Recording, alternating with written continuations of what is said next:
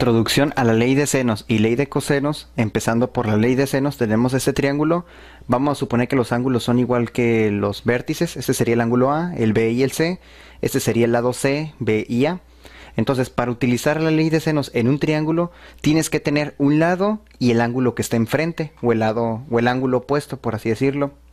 Si no tienes el lado y el ángulo opuesto, no puedes aplicar la ley de senos. Supongamos que tenemos el lado y el ángulo opuesto a este lado, obviamente. Si tenemos esta condición, entonces la ley de senos se aplica de la siguiente manera. Empezamos por un lado, supongamos por este lado, A, entre el seno del ángulo que esté enfrente. Entonces, seno de A va a ser igual a, toma otro lado, por llevar un orden vamos a tomar el lado B, entre el seno del ángulo que esté enfrente. Este ángulo sería el B, entonces sería seno de B, y va a ser igual a un lado, en este caso me queda el C, entre el ángulo que esté enfrente de él, que sería el C, o el ángulo C, si le llamamos. Esta es la ley de senos, y para poder aplicar esto, tengo que tener una proporción. Bueno, aquí hay una proporción, pero siempre de la ley de senos vamos a encontrar ya sea un lado o un ángulo, y por lo general se toma una pareja, no los tres. Supongamos que tomamos estos dos, perdón. Si tomas estos, entonces debes de tener tres datos para poder despejar el cuarto. Para el caso de la ley de cosenos, tenemos que tener como primer condición conocer los tres lados del triángulo, o conocer un lado, un ángulo y un lado. Obviamente este ángulo va a estar entre los lados que conozco.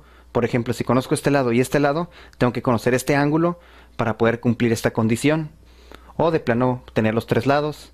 En cualquiera de los dos casos podríamos aplicar la ley de cosenos. Si no tengo esta condición o esta condición, entonces no la puedo aplicar.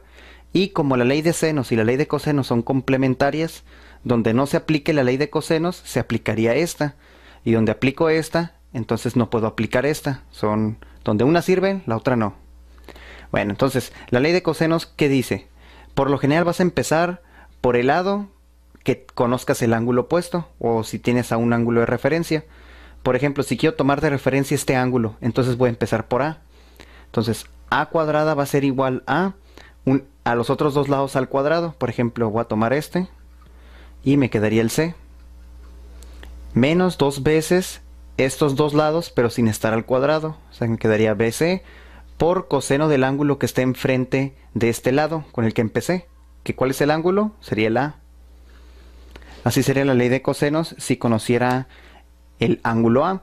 En el caso que yo conozca el ángulo B, pues empiezo por B. Entonces sería B al cuadrado sería igual a mis otros dos lados al cuadrado, que sería la A y la C al cuadrado, menos dos veces estos lados, pero sin estar al cuadrado, por coseno del ángulo que esté enfrente al lado B, que sería el ángulo B en este caso.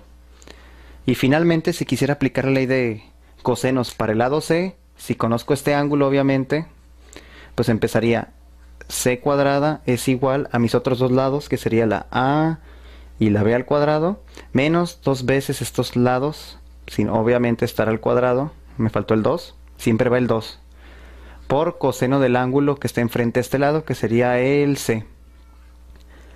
Bueno, aquí está aplicada una vez la ley de cosenos, aquí está otra vez y aquí está otra vez. Cualquiera es la que puede servir, dependiendo de las condiciones que tenga el problema, es la que van a utilizar, ya sea que empiecen con el lado A, B o C. Todo depende del ángulo que tengan.